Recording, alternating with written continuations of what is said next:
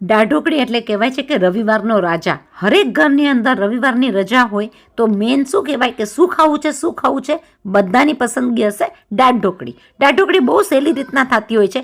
બાફેલી દાળની અંદર બધો જ તમે લીલો મસાલો નાખો, એમાં સરગવો નાખો, કોપરું નાખો, બધો મસાલો નાખી, આદું મરચાં બધું નાખીને અને એને વઘાર કરીએ, જોરદાર ઘીનો વઘાર કરીએ, લીમડાનો વઘાર કરીએ, રાઈ ને જીરુંને નાખીને એનો સ્વાદ ડબલ કરી નાખીએ. ગુજરાતીઓની મનપસંદ દાળ ઢોકળીમાં મીઠાશ તો જાશે જ ભાઈ. એની અંદર નાખવામાં આવે છે ગોળ અને ગળાશ અને ખટાશની આ દાળ ઢોકળી ઉકળતી જે ખાવાની મજા આવે, જેવી થાળીમાં આવે એટલે ફટાફટ ધાણાથી શણગારેલી દાળ ઢોકળી તરત જ ખવાઈ જાય છે.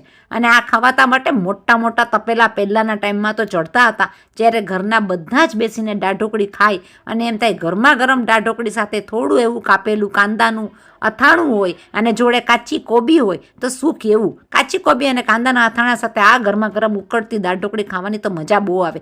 સાચું કે ખોટું? ઘણા વર્ષોથી ગુજરાતી દાળ ઢોકળી ખવાતી હોય છે. ગળાશ, ખટાશ, તીખાશને બધી રીતના ચડિયાતું કરતી ગુજરાતીઓના ઘરનો રાજા, રજાઓનો રાજા એટલે દાળ ઢોકળી. તમે કહો, આને જ્યારે સ્વાદ કરવામાં આવે ત્યારે સ્વાદ માટે તો એમ થાય ઉકળતી દાળ ઢોકળી તો આપણે બનાવતા એમ થાય વાટકો તો ખવાઈ જ જાય. પણ સ્વાદમાં કેવું થયું છે એને ચાખવું જરૂરી છે, કારણ કે વઘાર કરેલો તો વઘારે ચડવો જોઈએ, ગળાશ, ખટાશ, તીખાશની મીઠાશે ચડવી જોઈએ. આને કહેવાય દાળ ઢોકળી. ઘણી ખમ્મા દાળ ઢોકળી. તને સબસ્ક્રાઈબ કરો, લાઈક કરો, શેર કરો. દાળ ઢોકળીને